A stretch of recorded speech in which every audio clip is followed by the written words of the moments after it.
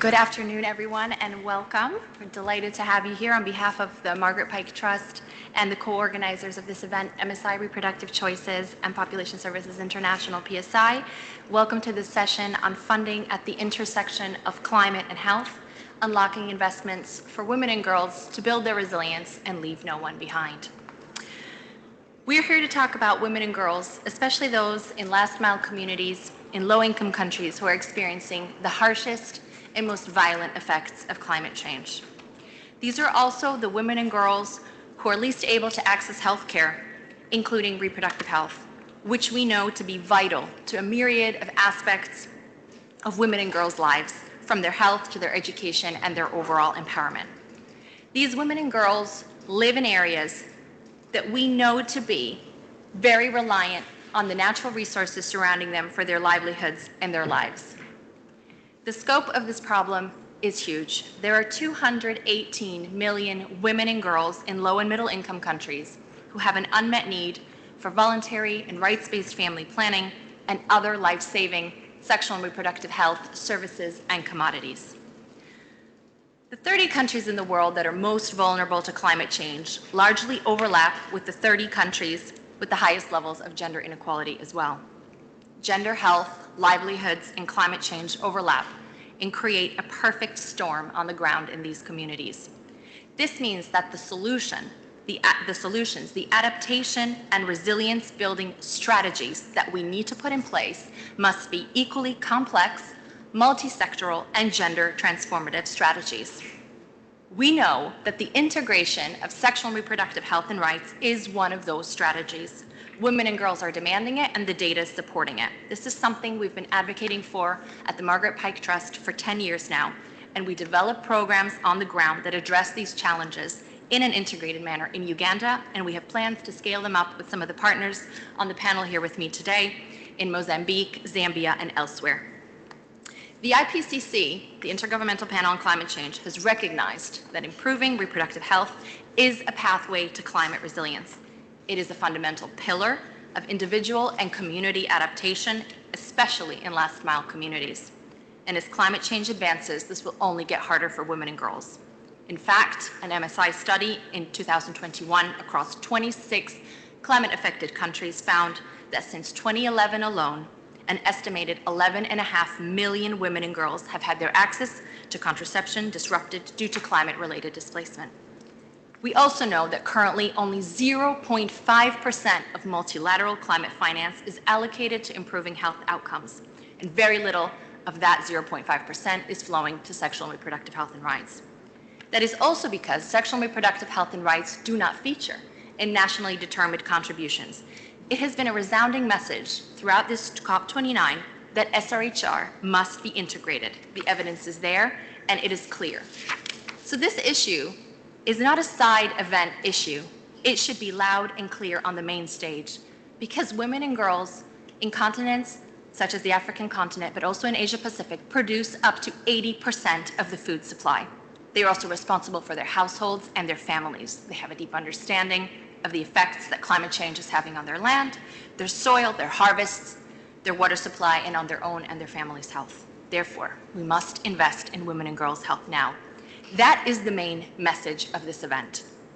We're here today with a very distinguished panel to present evidence, experience, and clear calls to action on why this investment is more important than ever, and it cannot wait.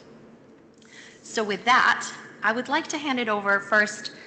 I'd like to start in East Africa. So I'd like to hand it over to my colleague Namakando Simamuna, who is responsible for partnerships and projects at Maristobe, Zambia. From your perspective, Namakando, what you're seeing in your country, why, from your experience of programs, of partnerships, why is it more important than ever that we invest in women and girls at the intersection of climate and health to ensure we leave no one behind? Namakando, thank you. Over to you. Thank you so much, Carina, and good afternoon, everyone. I am happy to answer the question by giving very practical examples of how climate change directly impacts health in my country. Now, it is more crucial now to invest in resilience because we see it more clearly how climate change impacts health in very straightforward and clear paths. In Zambia, since the climate crisis was declared a national disaster early this year, we have seen the health system be challenged in various ways, be weakened in various ways. And we have also seen in places where we're providing sexual and reproductive health services as MSI Reproductive Choices and meeting women and girls in the front lines of climate change, we have seen how women and girls bear a disproportionate burden of the climate crisis. And this is more so because they are often responsible for for providing food for their families. They're responsible for essential health care. And so when the climate shock hits them, their resilience is really put to the test, and we do see that, highlighting the need for increased support and funding for women and girls. I would like to share what we have seen in game reserve and conservation areas where we are partnering with the Frankfurt Zoological Society, providing sexual and reproductive health services and protecting the rights of women to access sexual and reproductive health, quality sexual and reproductive health services in those areas.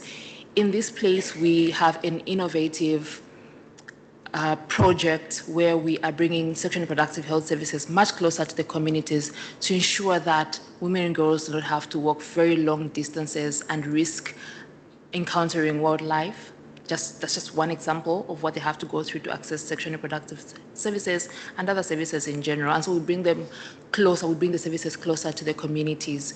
And all of this in partnership with the Frankfurt Zoological Society, embedding climate sustainability messages. What have we seen on the fringes of game reserve areas and national parks is that the climate crisis has, one, it has cut off some areas from the mainland, which has affected supply chain. In very practical terms, there are some places in my country that have been cut off due to floods or deteriorating roads, and as such, the supply chain has been disrupted, and essential health services are not able to reach the women and girls. Another way is how the climate crisis has led into an energy crisis, in my country, and that has seen electricity disruption. Now, what this means is that some critical infection prevention equipment, such as autoclaves, need a sustainable source of electricity. And when that does not happen, infection prevention is compromised, and maternal and newborn health, therefore, suffers the loss. Another way we have seen this in very practical terms in my country is that the energy crisis has also led to compromised pharmaceutical storage, right? So when power disrupts, you find pharmaceutical storages, temperatures getting really high, and temperature-sensitive medicines being compromised, therefore compromising efficacy as well. But more closely to the conversation around gender equality is how you see the picture getting very gendered. In areas where the MSI Reproductive Choices outreach teams are providing services, we have been told of stories where school heads, because now we provide services to even nearby schools in the communities, where a particular school head walked to our teams and told them about how they have observed a trend where, since the climate crisis now has threatened food supply, we have seen that the income in homes has reduced.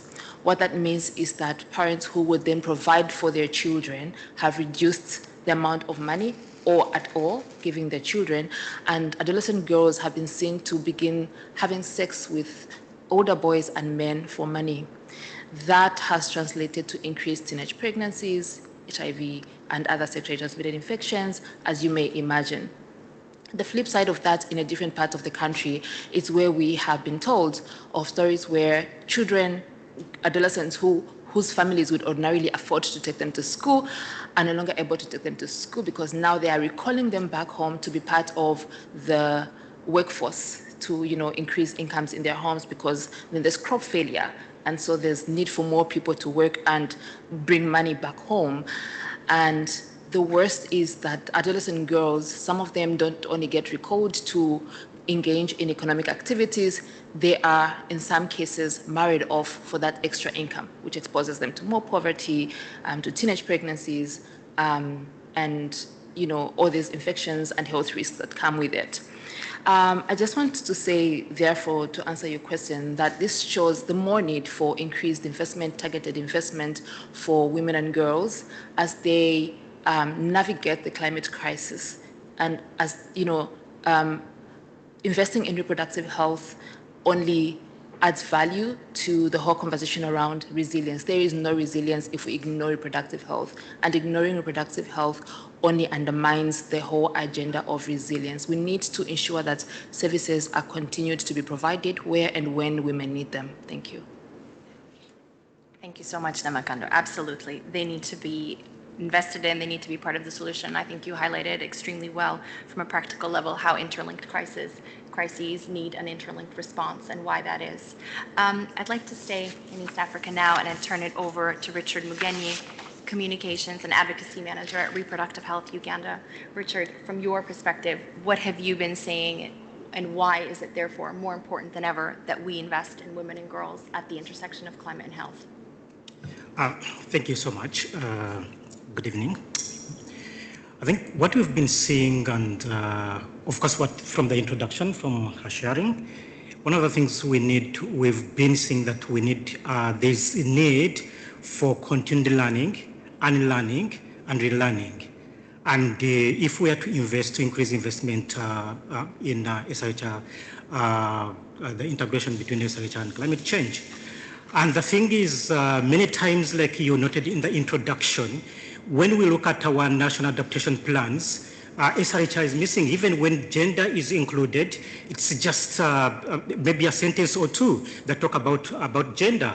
And so when it comes to investment, we are not investing in it. Yet we know that actually when it comes to, we know women and girls and young people are more affected. So we need to increase investment in advocacy, engaging the policymakers so that they invest in SRHR, women empowerment, and even when we've seen that when disasters strike, I come from Uganda, almost every year we know that in certain parts of Uganda there are floods due to climate change, and when the floods come, communities are displaced, and when the communities are displaced, less investment or less focus is put on SRHR, including gender equality. So that's why we need to continue the learning and unlearning how we used to do things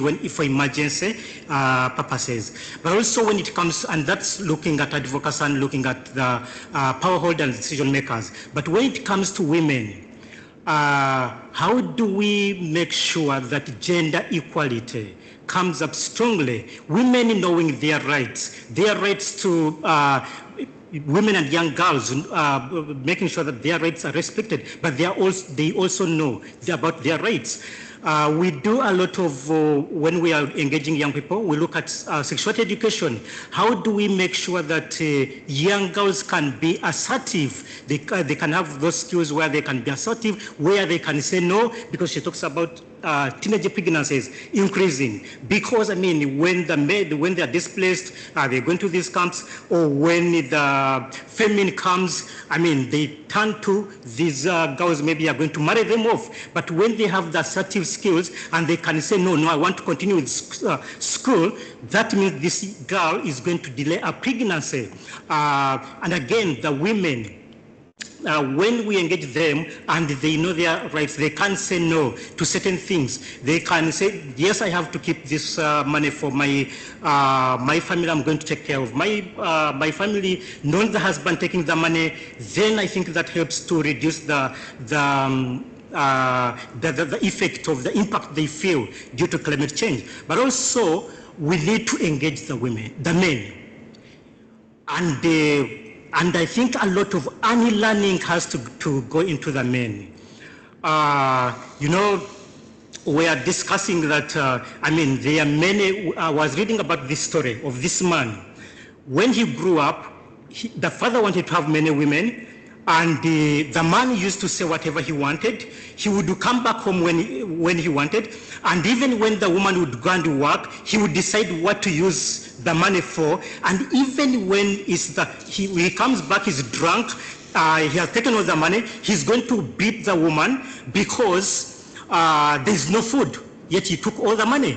Now, how do we engage men to unlearn that old culture, their old thinking and attitudes towards bringing up a family and towards resource sharing, decision making at home as a family? How do we engage men so that they unlearn those? And when disaster or when we're into crisis, people get stressed. And when the men get stressed, they turn to the women and the children at home. They will beat them up. They don't want to see them. They don't want to do anything with them. They think of themselves. So how do we make sure we engage the men to unlearn such practices, such old cultures, so that we achieve that gender equality? So it's one of the things that we are looking at when we are looking at climate change and SRHR.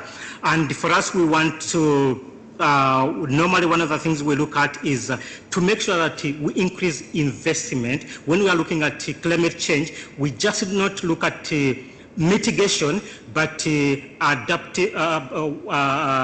increasing adaptive capacities and resilience, and we need to invest in women and girls.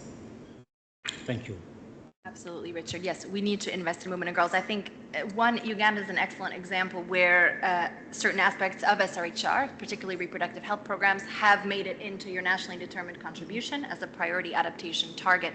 And the second point that you raised that I think is so fundamental is that of male engagement, and where we do have examples of integrated programs that are looking at the environmental issues and the development issues and the gender issues.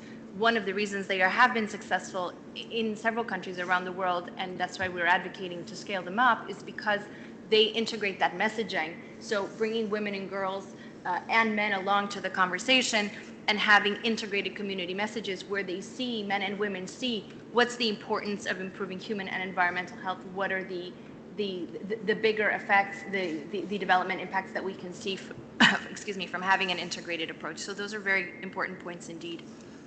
Thank you, Richard. I'd like to turn now to Alison Malmquist. She's the Vice President of Global Fundraising and Communications at PSI. And I'd love to hear from Alison, have her reflect on what a lot of the conversations we've been having over the past year or so, the case that you're making within PSI and the case that you're making at COP29 and more broadly on why these investments are so important. Thank you, Alison. Over to you. Thank you so much, Carina, and to all of my colleagues and friends on the panel and everyone for joining us today. If you had asked me a couple of years ago if I thought SRHR had a place in a climate conversation, I would have said, quite honestly, I don't know. I don't know. And so, started to explore what that could look like and why that might be relevant. And it really occurred to me that in our programming and as we're working with women and girls, they don't live their lives in silos. They live their lives, within communities, within an ecosystem, within an environment. We work with girls and women worldwide, and particularly with adolescent girls, and we're talking to them about their futures. And I sort of naively asked many of the adolescent girls we were working with, changing climate change, does that resonate with you in any way? Is this something that you're thinking about as you're thinking about the future? And I have a 16-year-old, so all of them said, absolutely, we know. Thank you for figuring this out, but we understand that things are changing around us. It's not a future thing, it's here and now. And because they're living their lives in these communities, in these realities, our own approaches need to be holistic.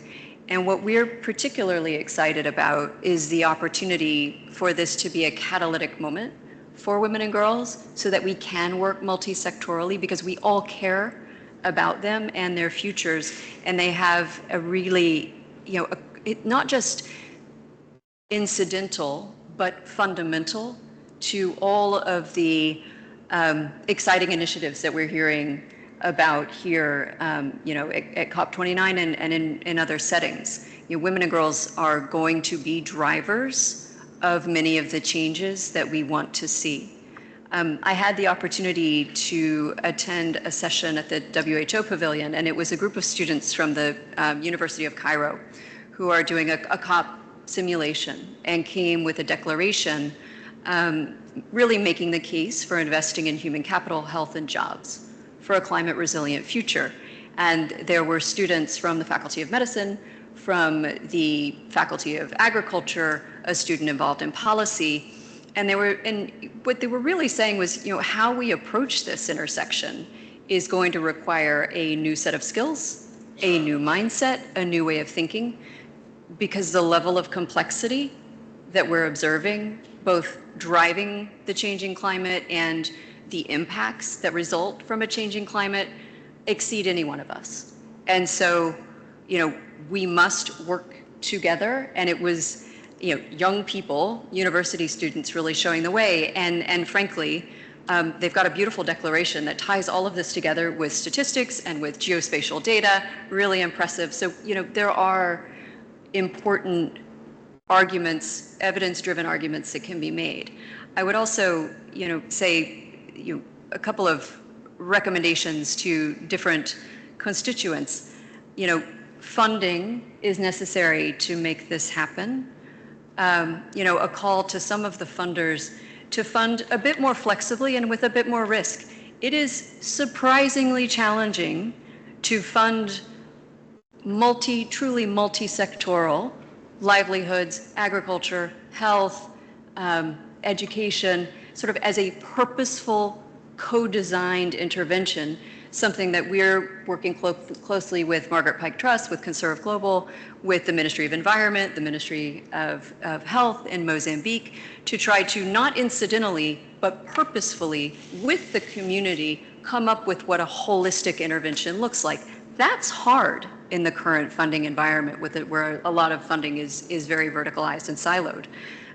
As we mentioned, incredibly important to ensure, and as advocates, make sure that health is a priority sector as part of the climate change response.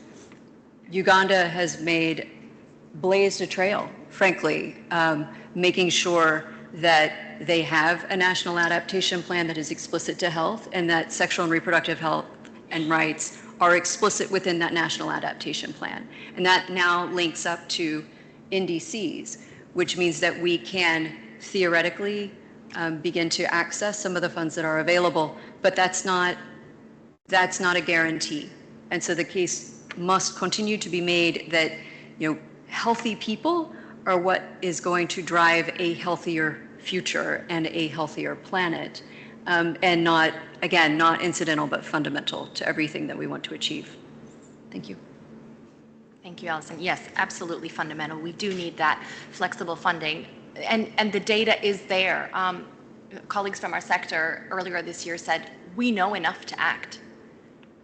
And we do know enough to act, and therefore we must. Ban Ki-moon published a quote yesterday saying to not invest in areas of health and in the needs of the last mile communities is to let unnecessary suffering continue to happen. And I think that's why this conversation is so important in driving what do some of those solutions, what do some of those strategies look like, and you're doing an excellent job of laying out what they look like and how we can work together to make them happen. I'd like to now turn it over to Hafsat Abiola. Costello. She's the co-founder of Project Dandelion. She's also the president of Women in Africa Initiative and the co-founder of Connected Women Leaders. Hafsat, I'm very pleased to have you sitting next to me today, and I'd love to hear from your experience from Nigeria to the United States to the world on why this is such an important topic. Hafsat, over to you. Thank you. Carina, thank you for inviting me to be part of this panel. It's really nice to see the people in the room and to see that we're all here concerned about young girls. I think largely all of us are here really because of young girls. We know we say women and girls, but you know, so many decisions that are taken happen at such an early stage. I think of one of my dearest friends who is from one of these nomadic groups in Africa. And my African sisters and brothers that are here, you know that often with those nomadic groups, they like to marry their daughters off early. So my sister that I'm talking about, my dear friend, she actually is now 52, 53, and she's blessed with 3 children. But when she was 16, her mother, not her father, but her mother wanted her to get married and felt that she was already too old at 16. And she was growing up in one of the European countries, but the culture, you know, African culture, no matter where we grow up, it's a blessing, but it stays with us. You know, our people want to keep their culture, you know, so our mother was pushing, and the father wasn't pushing at all. But because her mother was pushing so much, and then at a point the mother said to her, you know, would I lie to you that this is for your own good? You know, and you know when your mother starts talking like this in the culture, we tend to just give in. So Mariama now got married at 16, and right away she knew that this was a disaster. I don't know quite what told her. Maybe it was the wedding night, maybe it was how that whole thing went, and many of the nights after. But the guy was always showing his interest in his young bride. I think he was like 3 years older. And so Mariama decided that she wasn't staying in that marriage. And she left the marriage so she could return to school. But she was already pregnant. And through the services of the kinds of organizations that you guys support, she was able to end that pregnancy and continue to go to school. And then, you know, and just build a career for herself. She got married to somebody. She worked at the United Nations, got married to a colleague also at the United Nations from Italy. And, you know, so she's traveled all over the planet. The home that our mother lives in, our father has now died. But the home that our mother lives in now in Guinea-Conakry, please ask me who built it, if it's not our sister Mariama. All she does to take care of her family, we can't even imagine. But sometimes when I look at my sister, and I think, supposing she had been forced to stay in that marriage at 16, or forced to have the child before she was ready to have the child, and that pushed her life into a particular trajectory, how would that have gone for her? And how would that have gone for her family? But the blessing that Mariama is today for her family was because when she found herself in a situation at 16, she had choices. There were choices available to her. And these choices, unfortunately, Karine, they're not available to many young girls across Africa today. Since we're talking, even since COVID. After COVID, right after COVID, with the whole shutdowns across the world, we had 40 million girls across Africa out of school. When girls are out of school, their mothers become like Mariama's mother. The mother starts to worry that very soon the girl will come with an unwanted pregnancy, better that she be married. So they start this whole agitation for marriage. That's if the girl is lucky. Some of the girls that you were describing they don't even have the institution of marriage. Just the pressure around needing to find money to help the family push them into all kinds of situations, and they are left without choices, Karine. The work you're doing, Karine, is so, so important. The African people, I love them to the moon and back, but we tend to be quite conservative people. We're communal people. Communal people are always quite conservative. But even we believe the evidence of our eyes. And when a daughter like Mariama can grow and start to do important things for our family, the family can see why the choices are important. But what we need is a situation where before this family even sees, before they're convinced, those services have to be in place. Those services have to be in place. There's so many organizations. I know of one example where an American organization was giving money to set up pharmaceutical pharmacies in rural areas in Nigeria to be run by women. Women were going to own these pharmacies. You will ask me why. Can anyone imagine why they wanted women to own these pharmacies? Any of the people here, can you imagine why? Because they wanted, when young girls have questions about reproductive health and they go to the pharmacy, that they should feel comfortable to ask. So they wanted there to be a woman there so that when the young girl comes in, she feels comfortable to ask these very sensitive questions. There's so much work to be done on so many different levels, but the most important thing now, I'm privileged to work with Julie, who is here in front. Julie, could you raise your hand, please? Julie is with Vital Voices. I don't know if you guys know Vital Voices. It's like 25 years old. It's one of the biggest organizations promoting women and girls and our leadership all over the world. We have like 46,000 members worldwide, like presidents. It was started by Hillary Clinton when she was First Lady in the United States. And I'm now opportune to be the lead for climate for Vital Voices. And I want us to look together with you guys at PSI at this question that the whole world has changed and the Africans are the least to blame for the change on the planet. And they're also the most impacted. It's affecting our agriculture. Are there any Senegalese in this room? Anybody from Gambia? Anybody that knows the Senegalese and the Gambians, they know the main food they eat is wolof, chebujien. They have many special things they eat, but this one was so special that they exported it across West Africa. And in Nigeria now we have jollof rice. It's actually wolof rice. And wolof, who are the wolof people? They're in Senegal. And they've shared this food with us. It's based on rice. Now they're telling us that rice production in Africa is actually in danger from climate change. And I don't know if anyone has told the Senegalese people this. I don't even know how to tell them this, that their national food that they have carried with so much pride is now in peril.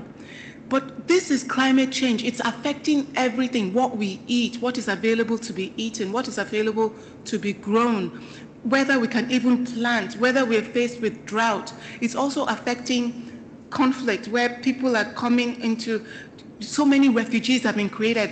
They're telling me that across Africa, we're having 45 million people being produced by conflicts, which is caused by heat and so many changing conditions across the continent. When you hear about all these changes, please realize that what we're hearing about are dangers to women and girls. It means they have to go further to get water, they have to go further to get firewood, they have more domestic work. So when they're facing all these challenges, and then we're doing all these pilot projects, what's your name? Alison? I want to close, but I want to say, we cannot work on a pilot level, and we cannot work just in Mozambique, just in Uganda. This is critical.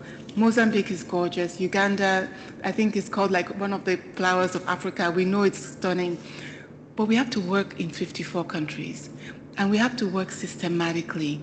We have to help 1.4 billion people. In 2100, Africans will be about maybe 50% of the world's population. It's because the rest of the world is not reproducing and we're the only ones that are. You know, we're going to be 50% of the world's people. That 50% of the world's people, I want them to show the magnificence of the human agency. And I want them to have available to them all the human choice that humanity has been able to provide in terms of education, in terms of infrastructure, so they can build a life that is worthy. And by that, I don't mean a life that is wealthy, but just worthy, where we take care of each other as we've always done, but that we struggle to do now. And a lot of that depends on whether the girl is 16 and when she's not ready and she finds that she's pregnant, are those services available? And for that to happen, we have to work in a systematic fashion. So if my own message to you is this, how do we get the work you guys are doing continent-wide in a systematic space so that in that little village, if there's another Mariama and her mother has pushed her and she wants a change, the change is there. Thank you so much for that, Hafsat. Thank you. Thank you. Yes, I think we'd be remiss if we didn't have the reminder that those who have contributed the least are bearing the brunt.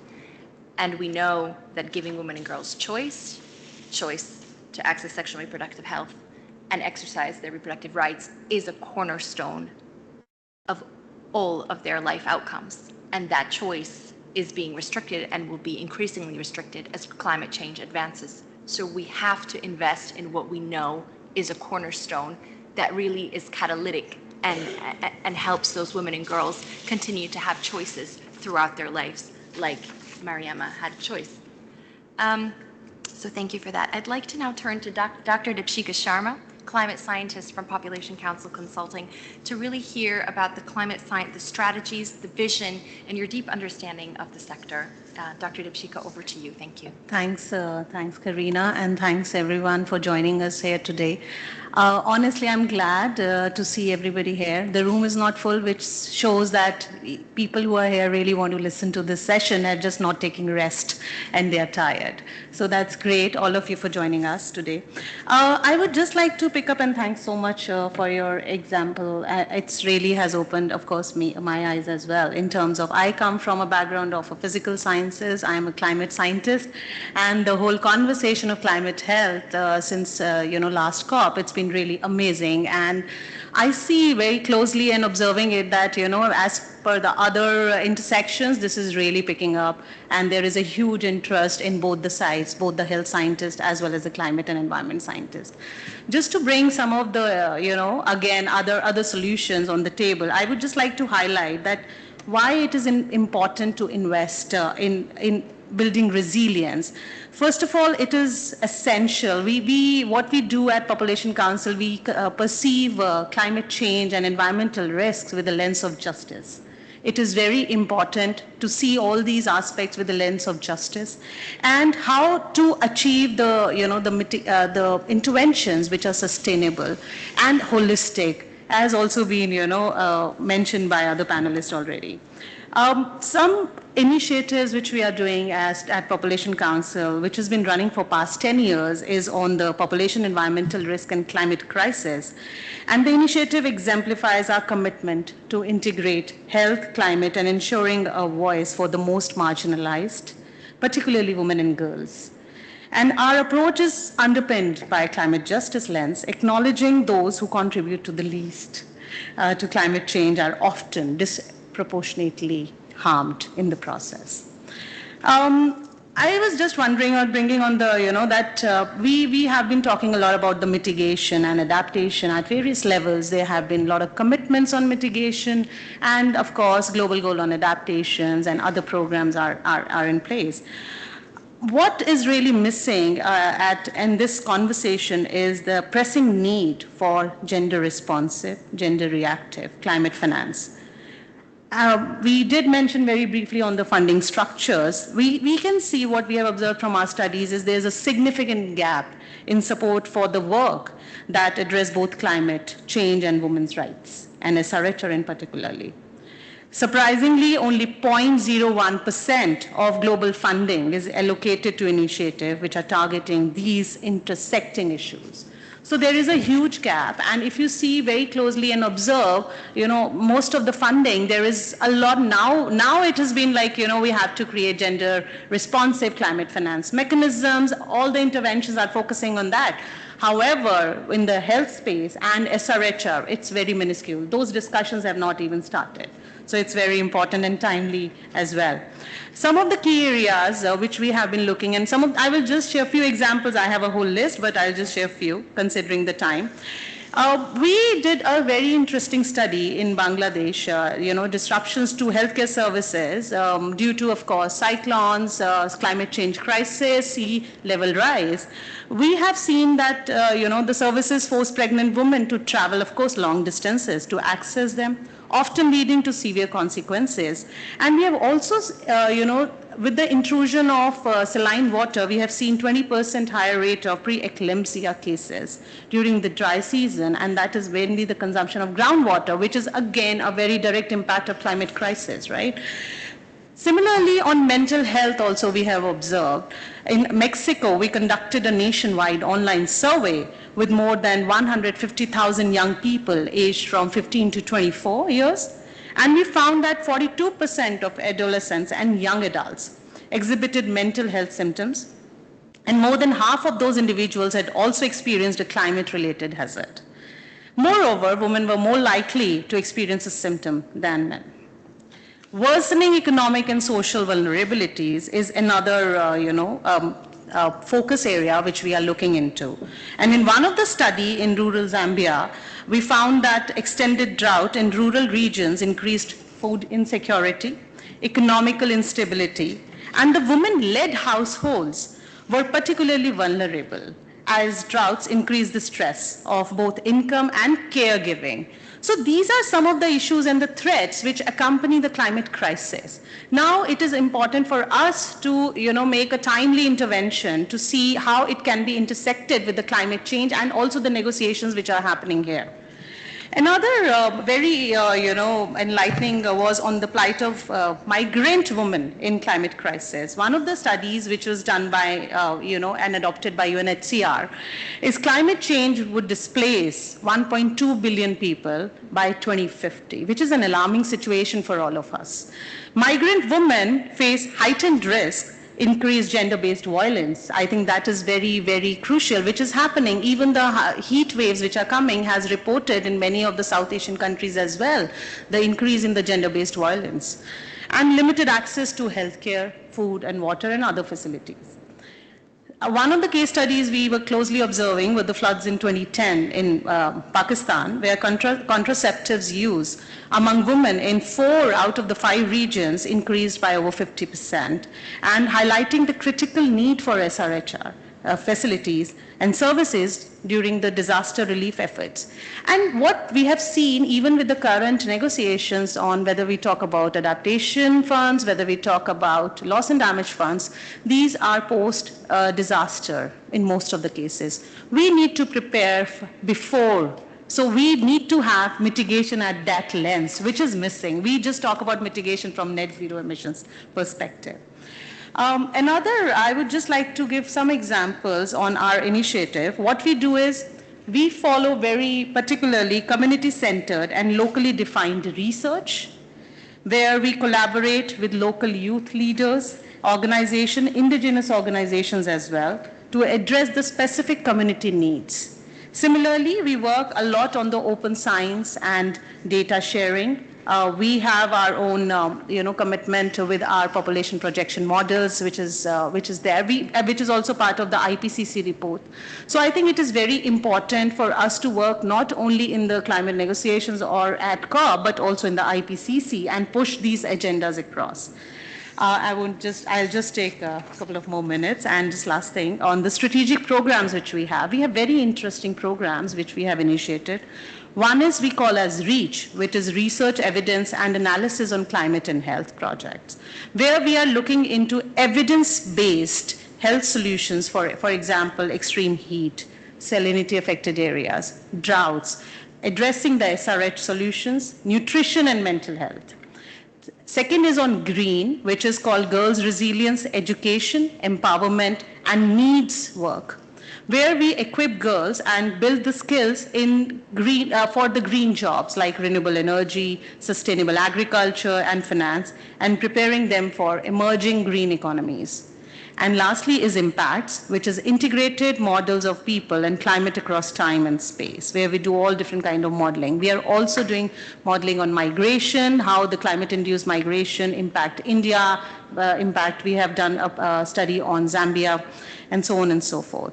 So we have invested a lot in terms of research and generating those evidence, and now we are working with some of the government and trying to see that how we can integrate SRHR in the frameworks which they are developing in the climate change and health frameworks. It is still a far-fetched work. We really need to work very closely with the governments in that space. So yeah, that's what we have been on. Thank you, Karina.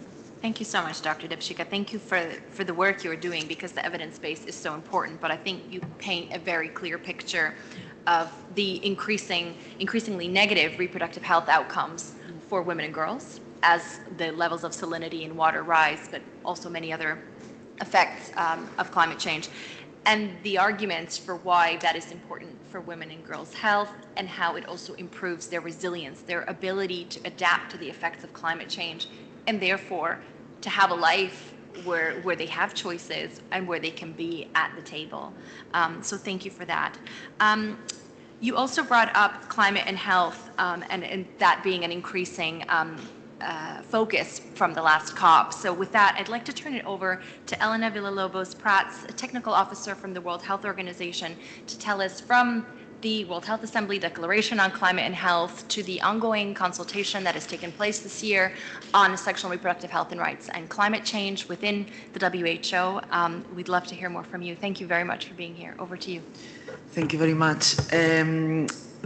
I have two hats today because I am the Capacity Building and Country Support lead in WHO HQ on climate change and health, but I am also representing colleagues from HRP and the Sexual and Reproductive Health Department, who basically are not here, so they kindly invited me to be here.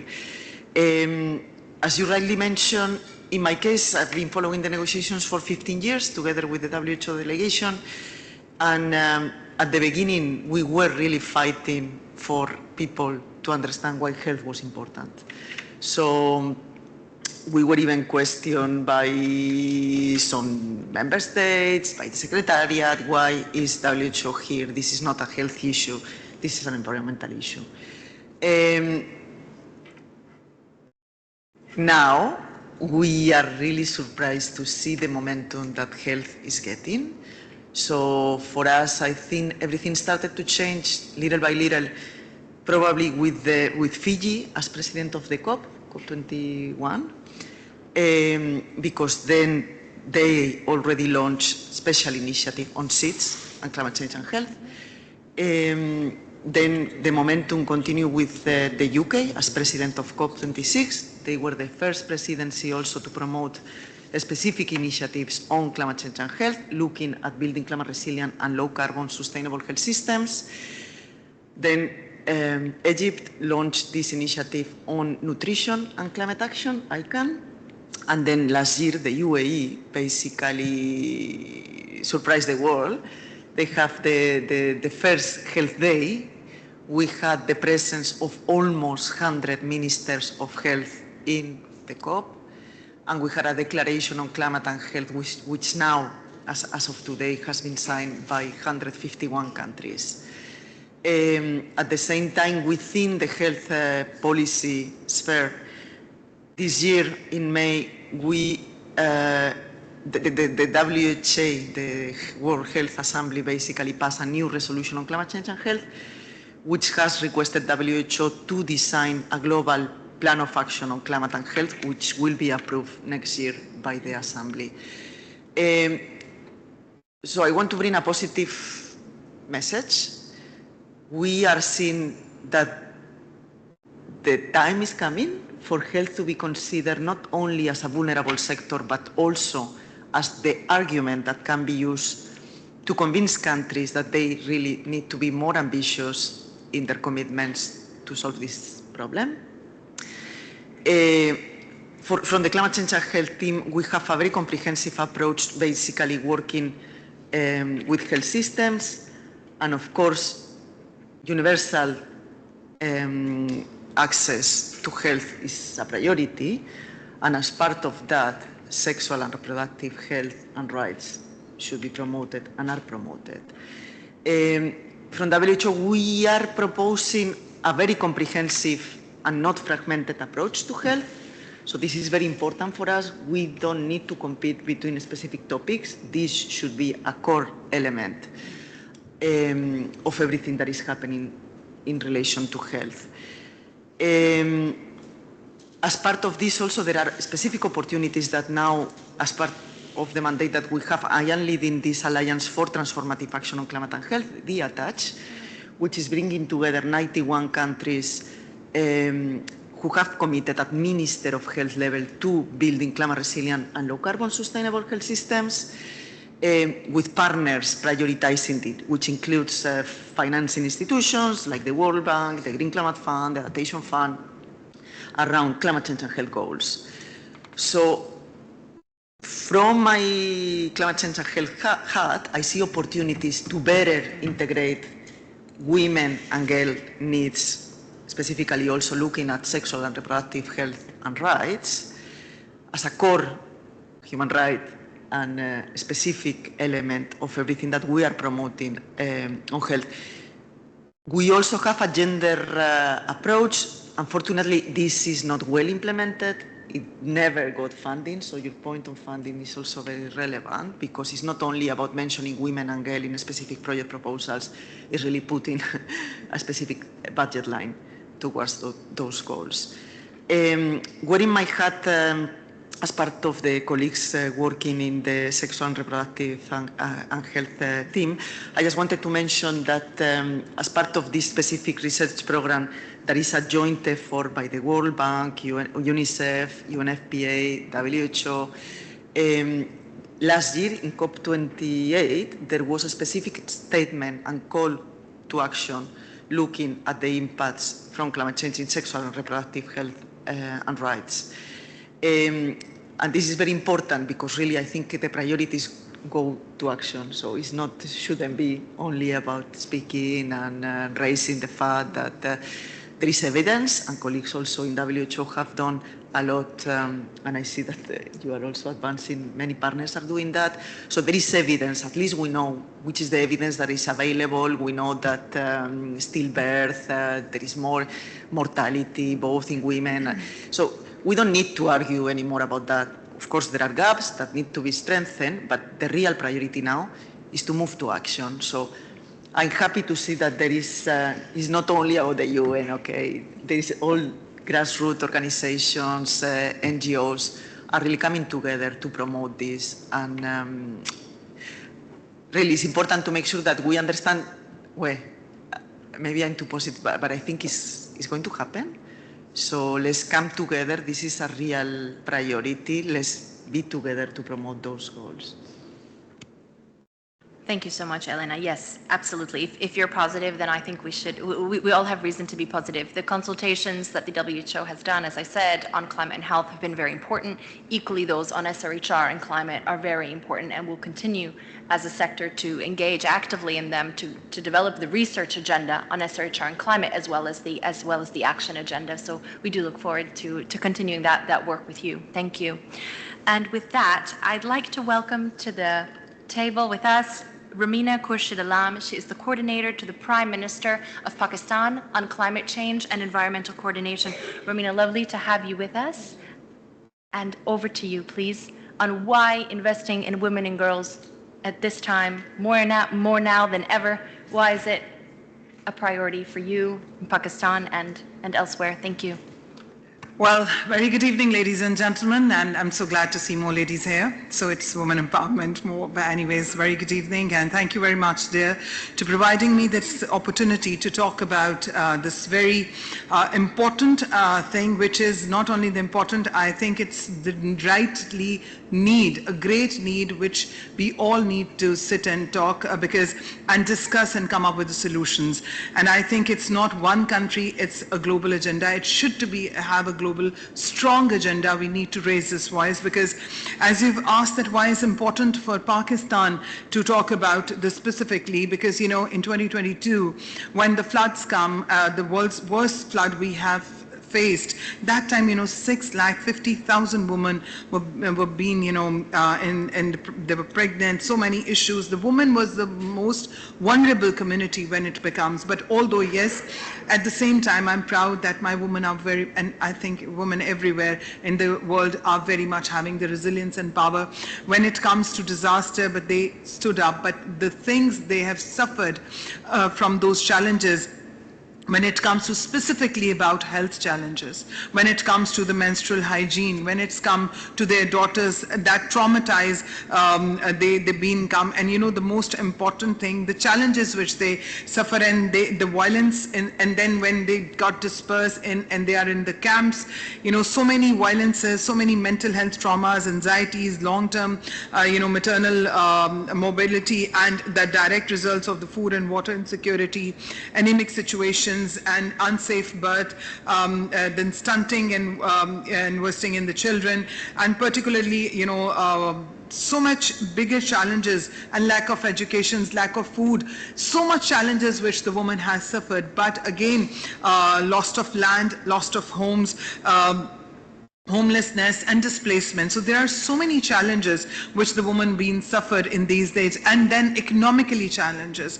So the way Pakistan has had these challenges which we faced in last few years, and now again representing to those all women. And it's not only the women. I'm going to talk about the gender, because it's very much important to talk about the gender as well, the health and the climate change. I believe it's not only the health and the climate change, it's moreover about the human rights, about the challenges which everyone is facing. And what about the adolescents? What about the children? And what about the raising issues of the polio as well? And then we talk about so many challenges and that facilities which they are not getting. The right, I would really want to bring in your knowledge that there are in a province of Balochistan, there are every day when we talk about the climate change, the different diseases are being developed.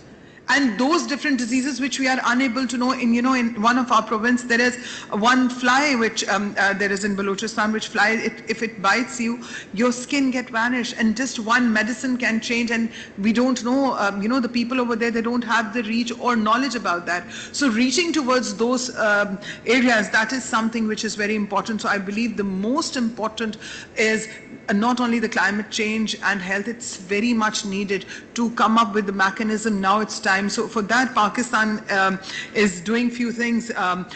Just right now, I'm sorry for being late, because on our pavilion we have launched today a project which is called Climate Gender Equity Seal Project. And we are talking about the regional approach, in that how we can regionally support each other. And then in this way, as my very dear friend, colleague, she have mentioned about the partnerships, I would really want to show that it's not that only international partnerships, it's more about to equip the national people, the midwives, the health sector, because health sector need to be more equipped. It's not a matter when it comes to the health, we need to provide the medicines. We need to equip those people who needs to go and treat those people. They should know that what is the issue, how we can handle those diseases, even few which we don't know, and then to groom more and to equip more to the woman, because there are several areas where only the woman can treat the woman.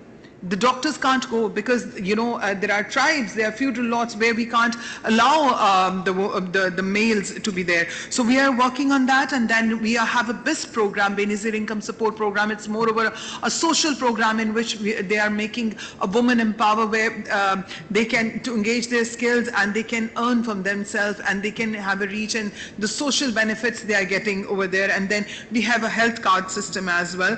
So and then very rightly said, when it comes to the menstrual hygiene, which is the biggest challenge for the girls, especially in the health, and then the issues related, the health issues related to that. So I wanted to share that I'm focusing on the She Power. She Power is one of our projects which we are doing with the support of our country friend with China. We are doing, and that is specifically for the young girls, that to educate them in the rural area about the menstrual hygiene, why health is very important, why it's important to take care. I'm so sure, maybe a few of you don't agree with me, that people are talking about the youth, that youth is the future, but I don't believe in that, because youth is present. The future is the children. The future is the girls. If we want to build a nation, we need to invest in these young girls to tell them that why it's important to look after yourself. When we travel in the plane, the air hostess said every time that please, when the mask drop, oxygen drop, put the mask first on yourself and then help other. So that is the thing which we need to tell them, that on the health side, that it's so much important that if you need to look after yourself. Because I would really like to take an opportunity over here where all the, I'm so grateful that all the women are sitting on this panel, that one thing which is, we do talk about the breast cancer, we do talk about other, but this is the most silent killer is the cervical cancer, which women came across to know on the very end when it's almost done. Why we talk about the polio vaccination, why we are not talking about the cervical cancer vaccination. That can be done in a very early times, why it's important. You know, so these sort of challenges, I think we, this strong panel can talk more about, and everything under the sun, I think it's related to the climate change. And we need to focus more on the health. Health, when it comes, it's not the medicine. It's not about the diseases. It's before the, like, what are the precautions we need to take about it. So with this, I'm looking forward that this Augustus panel can move towards for the betterment. And one thing else, I want to request sitting everyone here that please raise the voice for the regional solutions, for the regional cooperation. It's very much important that we do talk about the loss and damage funds, but I think more important that regions need to be strengthened, and we need to raise a voice to build up with the pressure groups that the vulnerable countries who are suffering, and women and the children and the girls and adolescents and the transgenders, everyone have the right to live, have the right to have the proper real health, climate system, justice, because this is like, it's not, I believe it's now moreover the challenge is the human rights. Because health, everything needed. And in Pakistan, we've added into the constitution of Pakistan, and we are trying our level best in our very, we don't have that much resources, but I think where there's a will, there is a way. And with each other strength, we can come up and learn from the best practices. Thank you very much.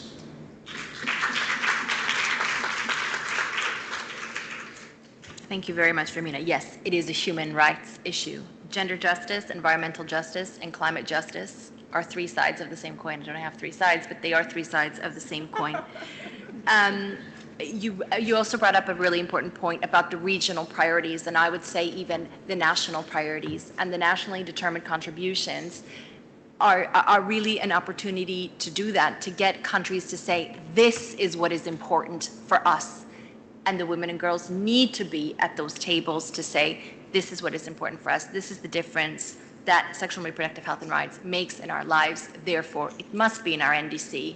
It must be costed, and it must be budgeted for. So thank you for raising those points. We're a little bit behind schedule, but what you're saying is too great, and I can't possibly cut anyone off. So I think what we'll do now, we're going to have a quick short fire round, and everyone will get 2 minutes to make a final statement, a call to action, what things you've been hearing around at COP29 that you'd like others in the room to really take away and go home with and put into action. So if I may, I'll start on my, Allison, if I may start with you, quick. I'll be quick. Find your other sectors. Be meaningful and purposeful about reaching across sectors and finding those who are like-minded.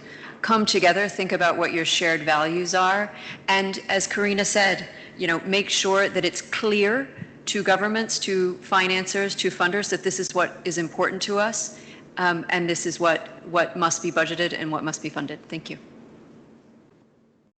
Thank you, Allison. Yes, find your other sectors, find your non-traditional allies. I think that's a very important one, because that allows you to bridge those gaps and work across sectors. Thank you so much, Allison. Namakando, your call to action. What are you hearing at COP29? Open up your spaces to other partners, and this is particularly to reproductive health.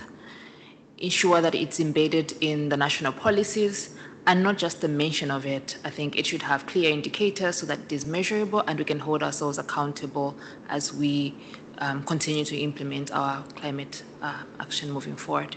Thank you. Thank you very much, Namakando. Open up spaces to other partners again, not just sort of a mention, but and hold everyone to account. Yeah, go ahead. That's correct. I was going to say not just a mention of it, because we have seen it over the years that it's mentioned as reproductive health to be considered, but we wanted to have clear indicators that it's measurable and we can hold each other accountable. Thank you. That's perfect. Thank you. Richard, one message you want those folks to take away? Yes, I think if each one of us in this room, we advocate for integrated climate change programming, when we're looking at climate change, even when they're talking about gender equality, it's not about the numbers, that including women, but we need to call for that integrated climate change programming, that women are included, but they are empowered to know their rights, not only knowing their rights, but to demand for their rights to be fulfilled, but also to call out those duty bearers like the health workers, can they provide right-based services to the women that need them, and also including the children to know their rights and they demand for their rights. Thank you. Very important points. Thank you, Richard. Hafsat, over to you. I would like my own message to be, I'm sorry, I know you're so important, what you've all shared is so important, but I want my message to be to the Africans in this room. Find your courage. Find the courage, because I know I'm African. I know it's very hard to talk about sexual and reproductive health and rights issues. People, they have this concept of good girl, bad girl, all this, and especially women, when you start talking about these things, people start to think that maybe you are a loose woman or, you have no morals. We're preparing for the future, it's not for us. Find the courage to talk to your families, to our communities. Let them open the space for our girls, so that our girls, it would be easy. We don't know where they will be, what they will need. Let us have opened the space ahead because of the power we have in that family, all the things that we've already done to build our credibility in our family. Let's use all of that credibility now to open the spaces for our young girls, to say to our families so that they're ready when the girl comes and says something. They're ready with the right support. They're ready to say, I can help you. Let's go to the pharmacy together, or let's go to the clinic together. Africa can change. We're already changing, but in the past we've been forced to change. Let's seize the agency and open the rights and the space for young girls so they can embrace the changes that are happening and they have their full agency. We can do it. Thank you, Hafsat. Yes, agency is so important. So yes. Dr. Dipshika, over to you. One message. I think I would like to focus and urge everybody to start investing in science. We definitely need to see how we can connect and use this forum to work with IPCC very closely and bring these very important topics on the discussions via science as well. Secondly, is very important is invest, mobilize finance, not only wait for COP or UNFCCC or these negotiations. We have to start working with the private sector now. Let's not wait 5 years down the line and have those discussions. I see a lot of private sector players here, along with the banks, I think. So we really need to invest our time in science and mobilizing finance. Thank you. Investing and organizing, yes. Thank you, Dr. Dipshika. Elena, one message from you, please. I think next year is going to be a critical year for the climate change and health agenda, because countries need to come up with NDCs, they need to come up with NAPs, and they need to come up with long-term low-emission development strategies. So I think the most important will be to find the mechanism to make sure that women and girls are meaningfully represented there, that the needs from women and girls are really sitting in the table, that they are voiced in this space, whether it is in relation to health or it is in relation to overall climate change, but really this is going to be the critical year. If not, we will need to wait until 4 or 5 years to do so. And that's not an amount of time that is reasonable to be waiting. So yes, absolutely. Romina, one message from you, please. Okay, well, thank you all. It's very tough to talk on the last, but anyways, everybody has covered. I just quickly want to say climate justice, access to the funds, to the developing countries. It's very easy to talk about NDCs that do it, but help them to do it. That is like you're asking developing countries to provide the NDCs, but what they are suffering, vulnerable countries. So I think it's more of a social cohesion, regional solutions, climate diplomacy. And if we really want to bring the change, let's empower the girls, invest in them, make them strong, and then we can get the best of the best. And in the end, just lastly, I want to say, in the end, it's not you, it's not me, it's us. So together we can bring the change. Thank you.